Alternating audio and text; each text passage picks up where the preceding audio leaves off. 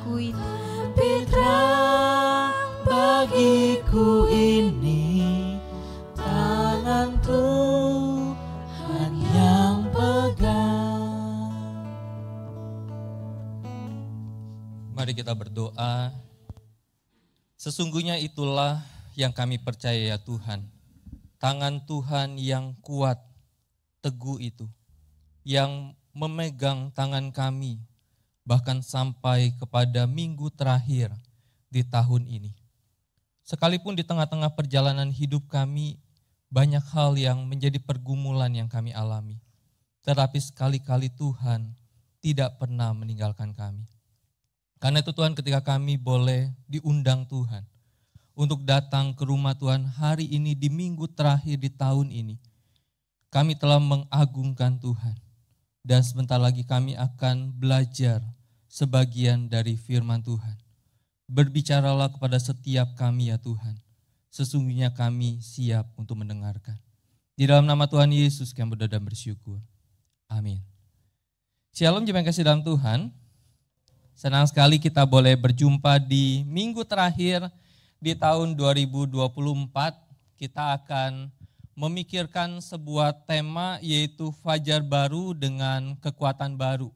Saya mengajak kita membaca yang ada di layar kita, yaitu terambil dari Yesaya pasal yang ke-40 ayat 30 dan 31. Yesaya pasal 40 ayat 30 dan 31. Kita akan baca bersama-sama 1, 2, 3. Orang-orang muda menjadi letih lesu, taruna-taruna jatuh tersandung. Tetapi orang yang menanti-nantikan Tuhan mendapat kekuatan baru. Mereka seumpama Raja Wali yang terbang dengan kekuatan sayapnya. Mereka berlari dan tidak menjadi lesu. Mereka berjalan dan tidak menjadi lelah. Bapak Ibu, sepanjang bulan Desember ini, maka kita sudah mempelajari dari Yesaya pasal 9 ayat yang kelima.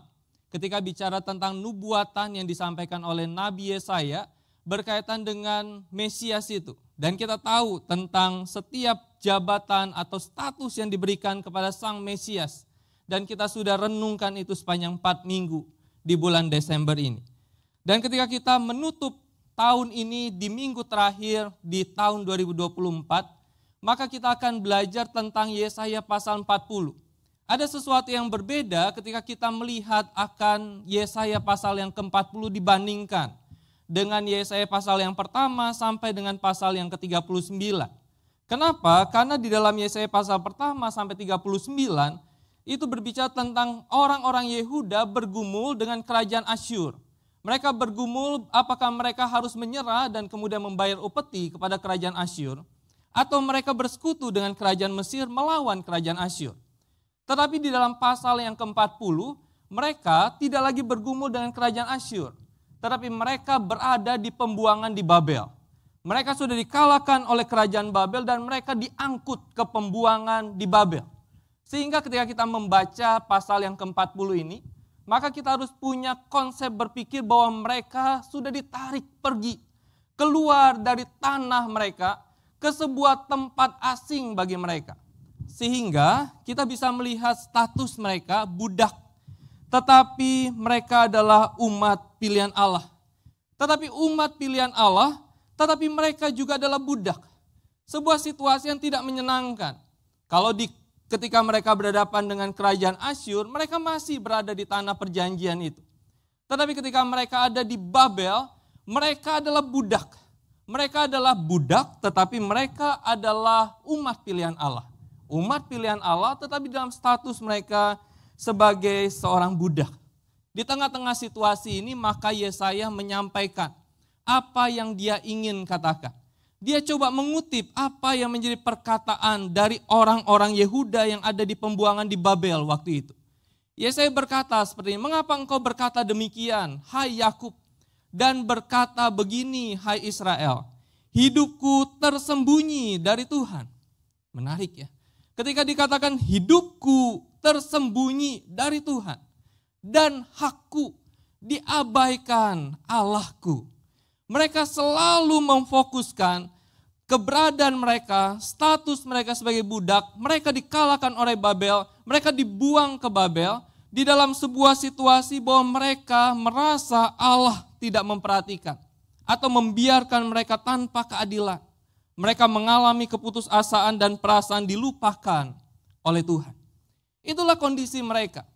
Yesaya pasal yang ke-40 menceritakan bagaimana kondisi orang-orang Yehuda di pembuangan di Babel.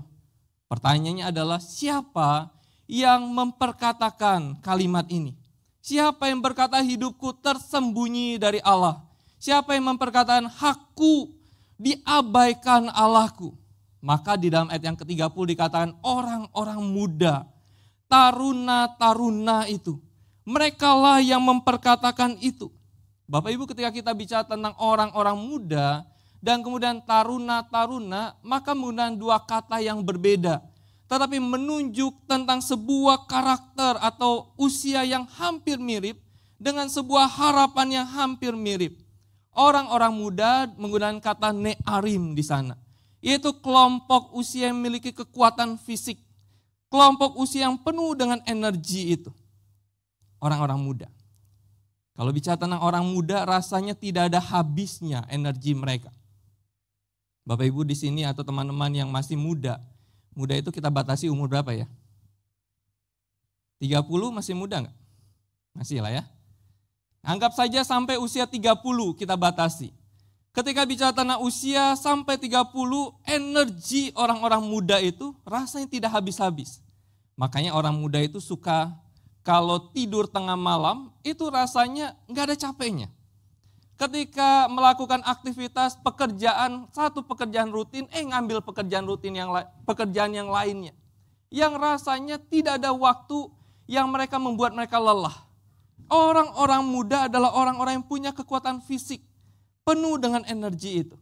Mereka juga penuh dengan semangat hidup, vitalitas.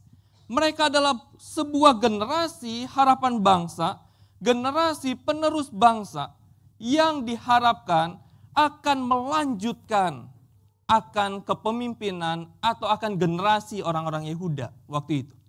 Kemudian yang kedua adalah taruna-taruna, yaitu kelompok usia yang berada di masa puncak kekuatan fisik, mental, emosional, sehingga mereka siap untuk memikul tanggung jawab yang besar.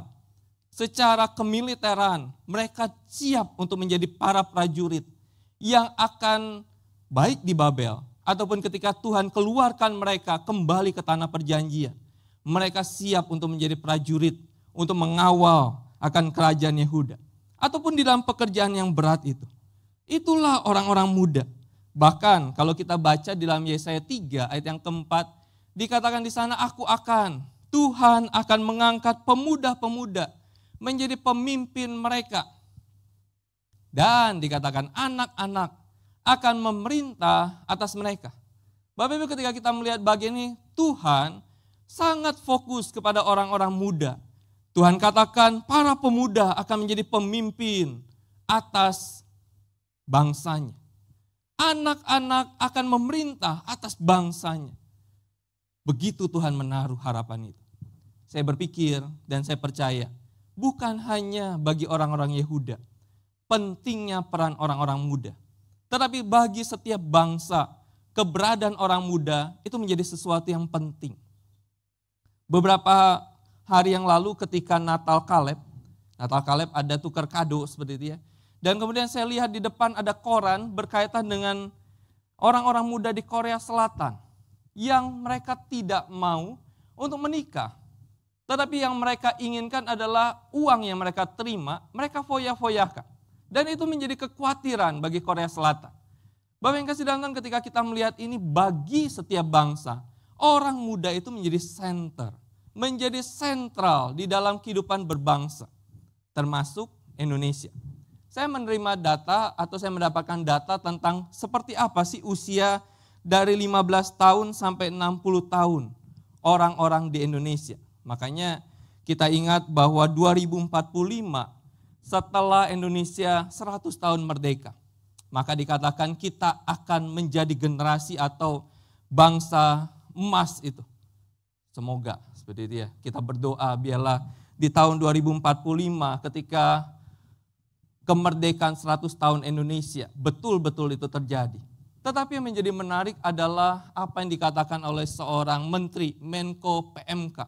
Dia katakan gini, anak-anak muda ini adalah yang akan memegang masa depan Indonesia di tahun 2045. Kalimat terakhir menarik, dia katakan, kalian justru harus melihat bahwa kalian masa depan untuk Indonesia. Ketika apa yang dikatakan oleh Pak Muhadjir ini, maka saya coba merefleksikan dengan kalimat ini. Bahwa kaum muda Indonesia masa depan bangsa ini. Sehingga kaum muda Indonesia itu tidak hanya bicara tentang bersenang-senang, tidak hanya bicara tentang main TikTokan, tidak hanya bicara tentang joget beberapa detik, tidak hanya bicara tentang menjadi generasi stroberi yang sedikit-sedikit menyerah, healing, sedikit-sedikit putus asa, tetapi harus menjadi generasi muda yang kuat dan kokoh. Kaum muda gereja, masa depan gereja. Tuhan kasih dalam Tuhan, kaum muda GKI Karawaci, masa depan GKI Karawaci. Gereja ini punya sebuah kerinduan, Landed Church. Gereja ini punya kerinduan, kita punya suatu hari nanti sebuah gereja yang berdiri di atas tanah. Setelah itu Tuhan genapi. Yang meneruskan itu 50 tahun ke depan, 100 tahun ke depan, yang mengelola itu siapa? Orang-orang muda. Ketika orang-orang muda tidak mempedulikan, ketika orang-orang muda ditaruh harapan yang begitu besar atas bangsa, atas gereja, tetapi mereka tidak mempersiapkan diri, maka menjadi apa sebuah bangsa dan sebuah gereja? Dan itulah yang terjadi kepada orang-orang Yehuda yang ada di Babel. Apa yang terjadi pada mereka? Dikatakan di sana bahwa orang-orang muda menjadi letih lesu. Taruna-taruna jatuh tersandung. Letih lesu menggunakan berarti lelah. Mereka letih, mereka melemah. Yang menggambarkan sebuah kelelahan akibat pekerjaan keras.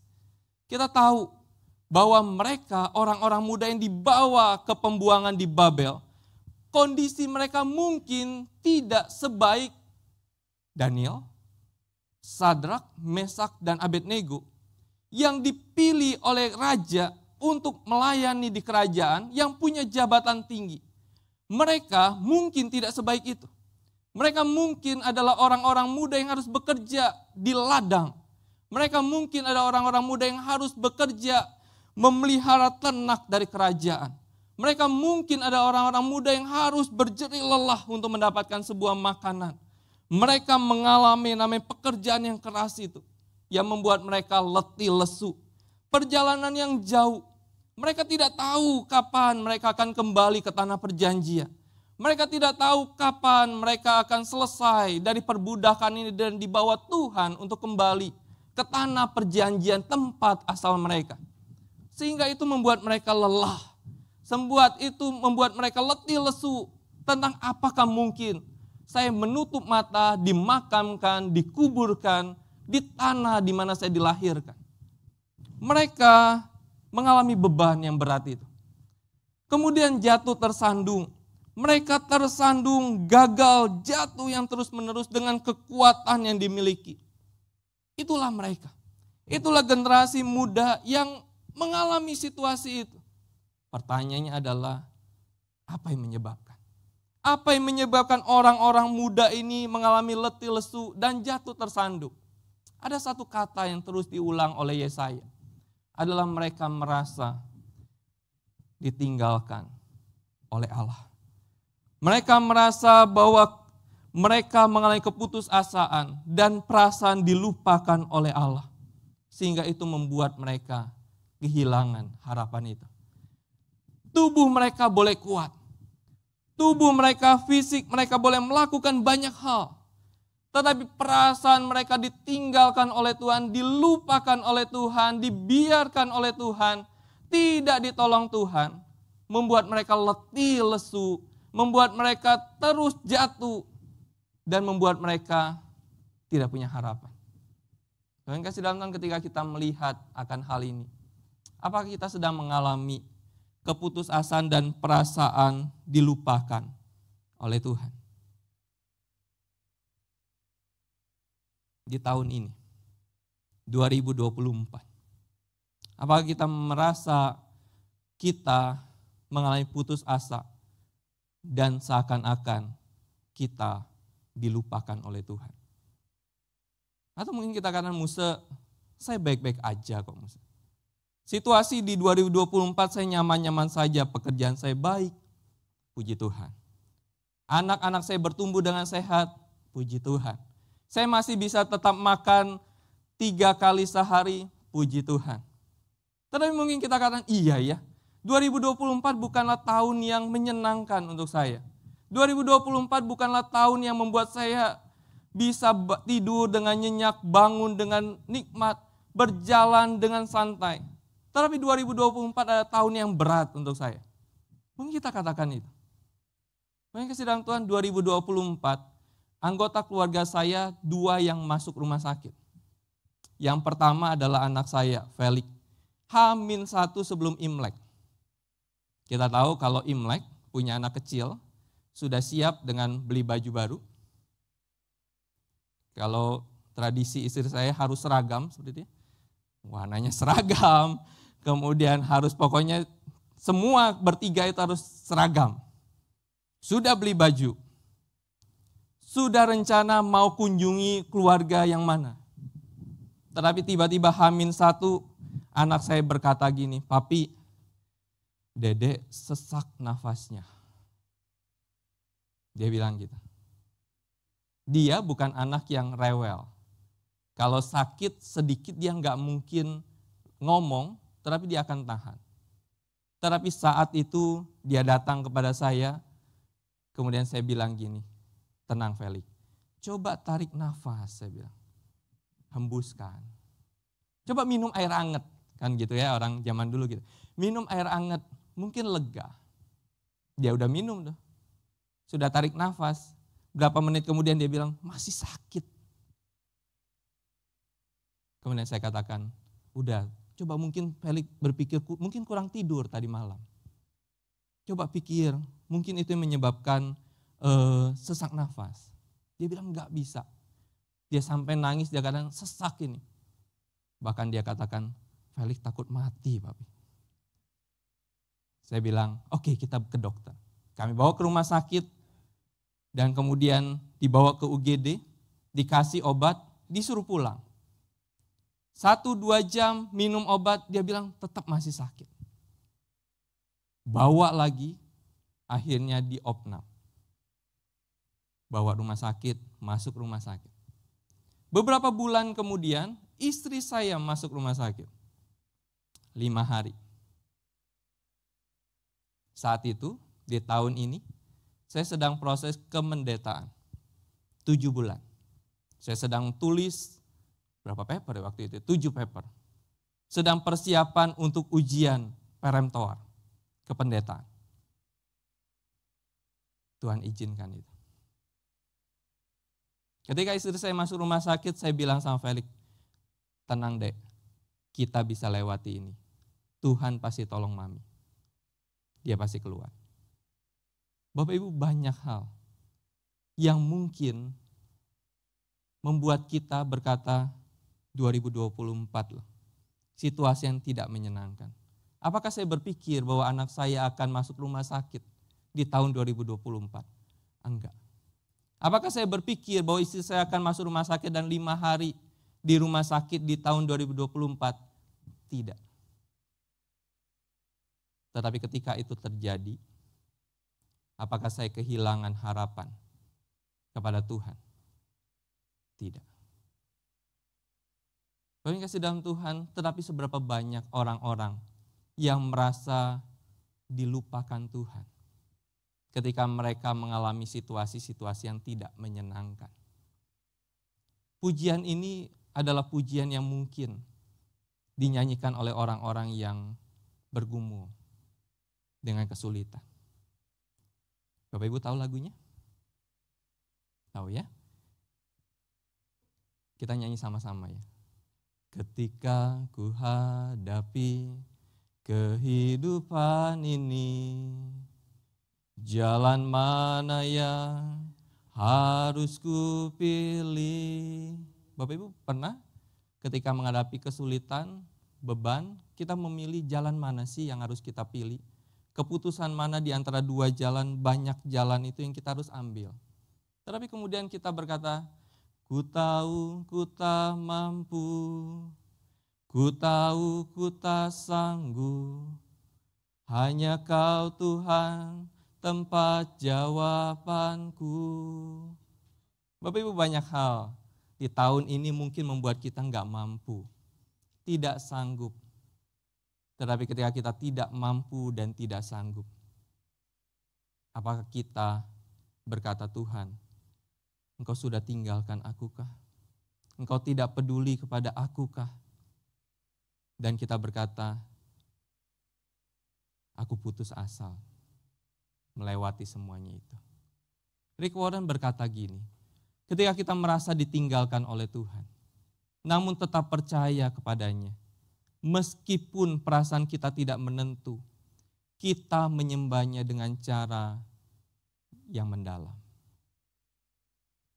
Kita menyembahnya di tengah-tengah situasi perasaan yang tidak menentu, air mata yang mungkin mengalir, ketidakpastian itu.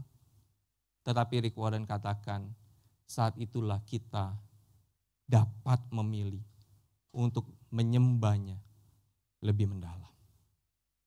Sehingga fajar baru dengan kekuatan baru terjadi ketika kita meninggalkan kebergantungan pada diri sendiri dan sepenuhnya menyerahkan kehidupan kita kepada Allah. Tuhan kasih kita kemampuan, tetapi di tengah-tengah kemampuan itu, kebergantungan, penyerahan kepada Tuhan. Di tengah-tengah kekuatan, kepintaran, kehebatan yang kita miliki, menyerahkan semuanya kepada Tuhan. Kemudian apa yang dikatakan di sana, ayat yang ke-31, kita baca sama-sama. Tetapi orang yang menanti-nantikan Tuhan,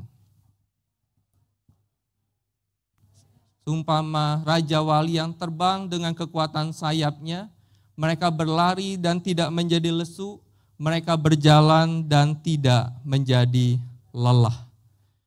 Bapak Ibu, menanti-nantikan Tuhan. Menanti-nanti itu menyenangkan atau tidak?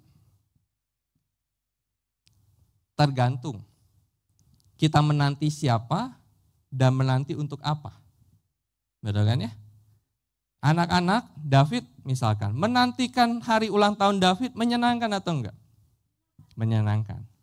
Nah, kenapa?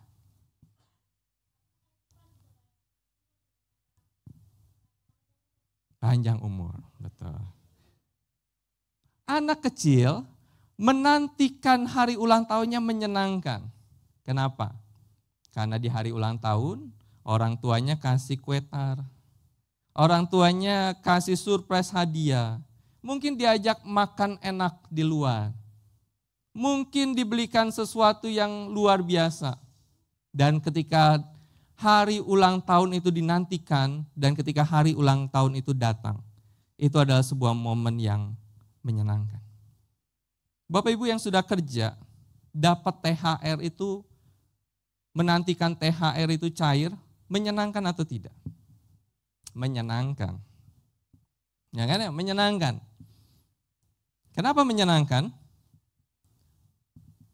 Karena itu dana yang berbeda dengan gaji bulanan kita.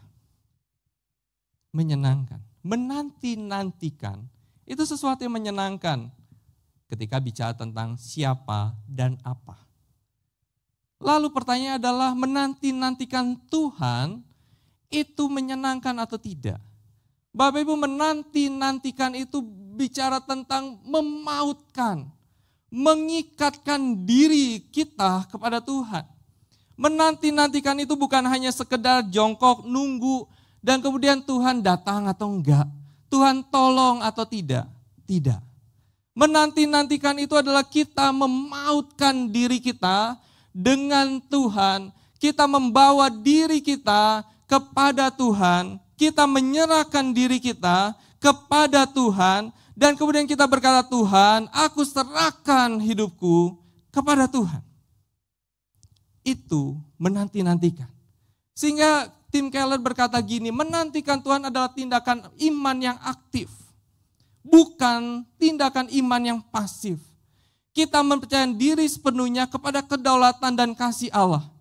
Tindakan ini akan mempengaruhi kekuatan kita untuk menjalani kehidupan sesuai dengan kehendak-Nya.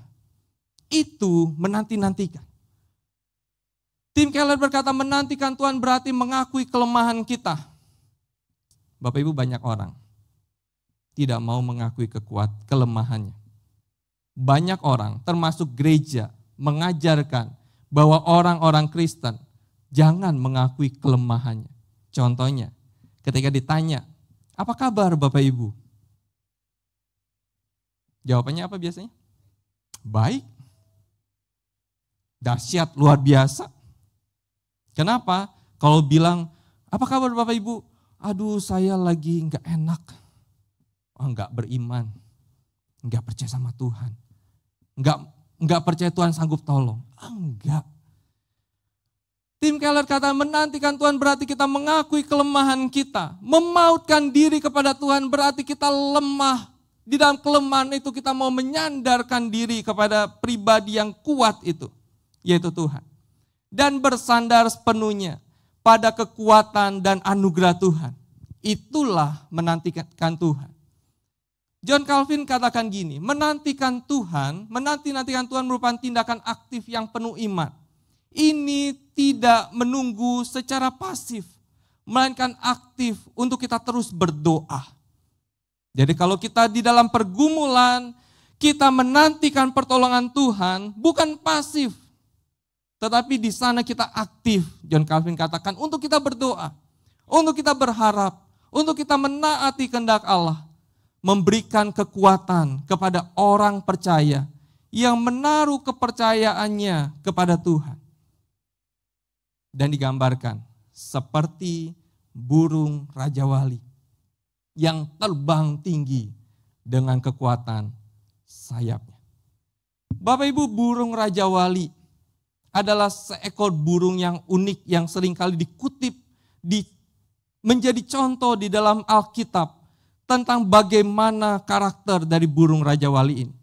Bapak Ibu, kalau seekor burung Raja Wali, ketika dia lihat angin yang besar atau badai itu, dia tidak melarikan diri dari badai yang datang mendekat itu. Tetapi dia akan datang menghampiri badai itu dan kemudian dia akan terbang di antara badai itu.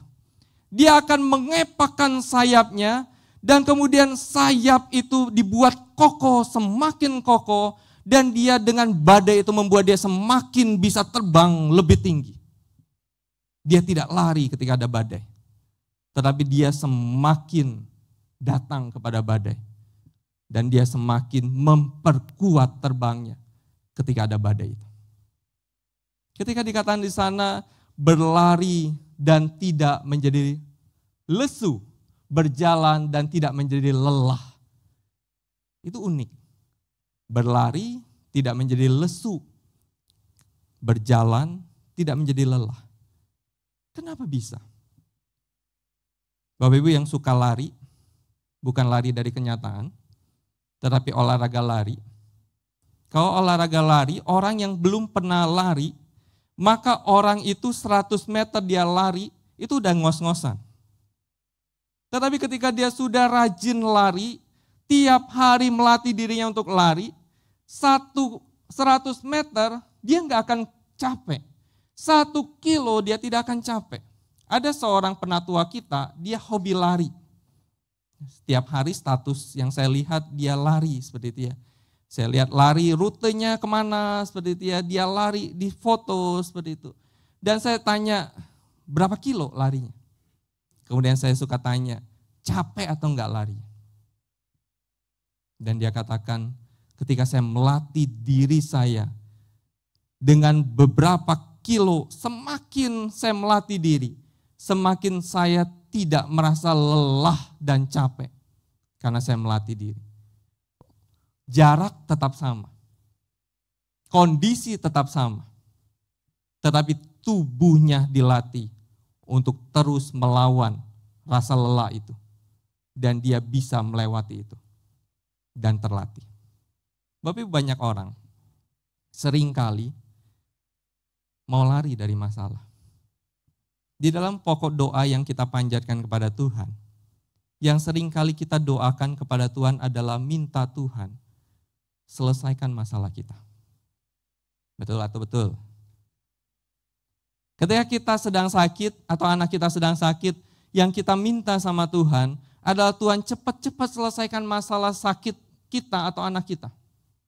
Ketika kita mengalami kesulitan, yang kita minta adalah Tuhan cepat-cepat untuk selesaikan kesulitan kita. Tetapi pernahkah kita ketika kita mengalami sakit atau kesulitan, kita berdoa, Tuhan, mungkin kesulitan dan sakit ini mungkin di dalam relatif lama yang saya alami. Tetapi biarlah itu melatih saya untuk semakin menantikan, berpaut kepada Tuhan. Rasul Paulus pernah berkata kepada Tuhan di dalam doanya, Tuhan, cabutlah duri dalam dagingku ini. Tetapi Tuhan katakan apa? Cukuplah kasih karuniaku bagimu. Bapak Ibu, seberapa banyak orang-orang yang selalu berdoa minta Tuhan bebaskan dia dari masalah. Tetapi seberapa banyak orang juga berdoa di tengah-tengah masalah, Tuhan bawa dia di dalam masalah itu dan melatih dia untuk berani menghadapi masalah. Di tengah-tengah semua hal yang dia alami. Sehingga ini bukan hanya tentang kekuatan fisik, tetapi ini bicara tentang stamina rohani untuk terus bertahan, bertekun, dan berkembang di dalam keterpautan kita kepada Tuhan. Sinclair Ferguson berkata gini, mungkin ada awan yang menghalangi antara Tuhan dan diri kita. Kesadaran kita tentang Dia, tetapi Dia telah memberi kita janji mutlak bahwa Dia tidak akan pernah meninggalkan kita. John Calvin katakan pembaruan kekuatan adalah tindakan murni dari anugerah Allah. Manusia dalam kelemahan dan kelelahan tidak dapat mengandalkan diri sendiri, tetapi harus bergantung sepenuhnya pada Allah. Kekuatan ini bukan hanya bersifat fisik, tetapi bersifat rohani yang bicara tentang iman itu kepada Tuhan. Tim Keller berkata pengharapan pada Tuhan memberikan kekuatan, ketenangan di tengah kesulitan. Karena Tuhan membantu kita melihat masalah di dalam perspektif yang benar. Orang seringkali melihat masalah di dalam perspektif yang salah. Masalah seringkali dianggap sebagai sesuatu yang membuat kita menyulitkan hidup kita. Tetapi Tuhan membantu kita melihat masalah di dalam perspektif yang benar, yang membuat kita melatih diri kita untuk semakin dekat dengan Tuhan. Tuhan memegang kendali atas segala sesuatu dan memberikan kita kekuatan menjalani hidup ini. Kita baca sama-sama ya ayat ini. 1, 2, 3. Dia memberi kekuatan kepada yang lelah dan menambah semangat kepada yang tiada berdaya. Siapa yang memberi kekuatan pada yang lelah dan menambah semangat kepada yang tidak berdaya? Di dalam ayat ini? Dia. Dianya siapa? Tuhan. Tuhan memberi kekuatan kepada yang lelah dan menambah semangat kepada yang tak berdaya.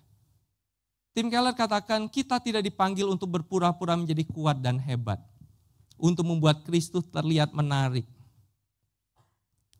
Kita dipanggil untuk mengakui kerapuhan kita dan kelemahan kita untuk menunjukkan pada dunia bahwa Kristus itu cukup bagi kita. Kita nyanyi lagu ini lagi ya. Janjimu seperti fajar pagi hari, dan tiada pernah terlambat bersinar. Cintamu seperti sungai yang mengalir, dan ku tahu betapa dalam kasih-Mu. Bapak Ibu, kalau Tuhan izinkan kita melewati dan menjalani tahun 2025, 365 hari. Satu kali lagi, kalau Tuhan izinkan kita bisa melewati 365 hari di tahun 2025. Kita nggak tahu apa yang terjadi. Sampai saat ini kita cuma tahu satu apa yang akan terjadi di tahun 2025. PPN 12%. Ya kan ya? Selain itu, kita nggak tahu. Kita nggak tahu di tahun 2025 kita sehat atau sakit. Kita nggak tahu di tahun 2025 anak kita sehat atau sakit. Kita tidak tahu di tahun 2025 kita pekerjaan baik-baik saja atau ada pergumulan. Kita tidak tahu di tahun 2025 apa yang akan terjadi pada keluarga kita. Kita nggak tahu. Tetapi yang satu yang kita tahu, bahwa Tuhan tidak pernah tinggalkan kita. Tuhan senantiasa menyertai kita. Tuhan senantiasa ketika Dia berikan kesulitan itu, Dia senantiasa yang memberikan perizinan kesulitan itu, akan menolong dan melatih kita untuk menghadapi berbagai kesulitan yang membuat kita semakin kuat dan kokoh. Sehingga fajar baru dengan kekuatan baru, karena janji Allah pasti digenapi bagi orang yang berharap kepadanya. Oleh sebab itu, percayakan hidup kita kepadanya. Meskipun situasi tampak mustahil untuk berubah. Mungkin sakit kita di tahun ini akan tetap sakit di tahun depan. Akan tetap sakit di 2 tahun lagi. Mungkin pergumulan kita di tahun ini akan tetap menjadi pergumulan yang sama di tahun depan. Ataupun di 2 tahun lagi. Mungkin kesulitan pekerjaan kita di tahun ini akan menjadi kesulitan pekerjaan kita di tahun depan. Atau di 2 tahun lagi. Tetapi di tengah-tengah semuanya itu, kita berkata, Tuhan, aku percayakan hidupku kepada Tuhan yang tidak pernah tinggalkan aku. Kita baca ayat ini menjadi konklusi kita. 1, 2, 3. Bagi Dia yang dapat melakukan jauh lebih banyak daripada yang kita doakan atau pikirkan. Seperti yang ternyata dari kuasa yang bekerja di dalam kita. Bagi Dialah kemuliaan di dalam jemaat dan di dalam Kristus Yesus turun-temurun sampai selama-lamanya. Bagi Dialah yang dapat melakukan jauh lebih banyak daripada yang kita doakan dan pikirkan di dalam hidup kita. Dia yang dapat melakukan jauh lebih banyak di tahun ini dari apa yang kita pikirkan dan doakan. Dia yang sama, yaitu Tuhan, mampu melakukan jauh lebih banyak dari apa yang kita pikirkan dan doakan di tahun 2025. Tuhan tolong kita. Kita berdoa.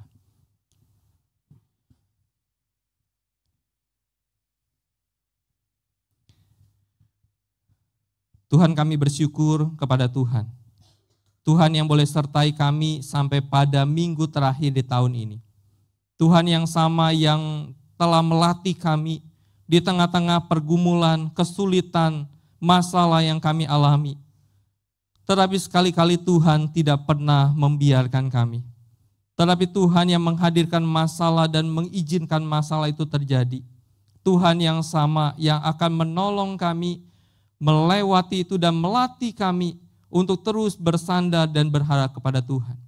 Dan biarlah pengalaman rohani kami dengan Tuhan menjadi pengalaman yang penting untuk kami menjalani tahun depan di dalam pengharapan kami kepada Tuhan.